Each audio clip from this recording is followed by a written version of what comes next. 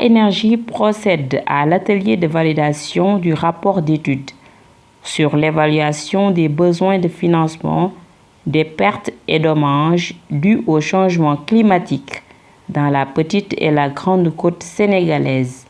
Selon le directeur général de Enda Énergie, doivent se préparer davantage pour canaliser ces financements. Quand on va en arriver aux critères pour le choix, par exemple, des projets concernant, disons, les pertes et dommages, il va falloir être précis, sans quoi, Boubacar l'a dit, le fonds rouge dont on parle au niveau du fonds vert climat, pour ce qui concerne les pertes et dommages, sera peut-être pire.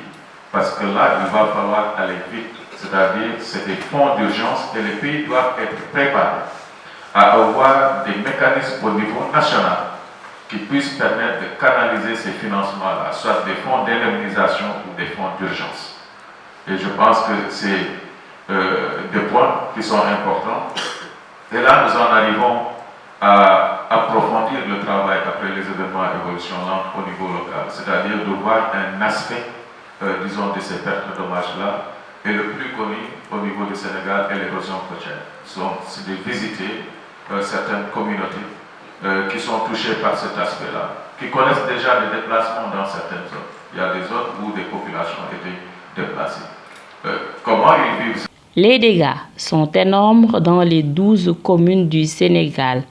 Ça peut aller même à faire disparaître d'autres communes, selon l'un des experts.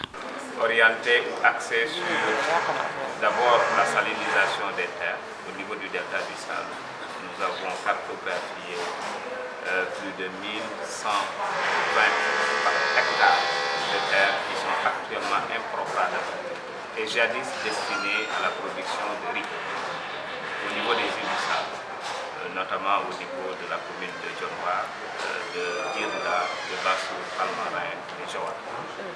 Nous avons constaté également que pour ce qui est de la salinisation de la nappe cette fois-ci, on l'a observé au niveau de la Grande Côte, surtout au niveau de la commune de Gandon et de Ndiébène-Gandiol. Au total, il y a près de 750 hectares de terre où la nappe est salée. Ce n'est pas la terre qui est salée, mais la nappe est salée. Il faut, pour développer les activités agricoles, faire un transfert d'eau, aller jusqu'à 2 km, 3 km, 1 km, creuser un forage et faire un transfert d'eau jusqu'à la parcelle. Donc, ce qui veut dire que tout autour de ces 750 hectares, il n'y a pas de l'eau propre à l'agriculture. Ça continue à progresser, à avancer progressivement en fonction du niveau d'avancement.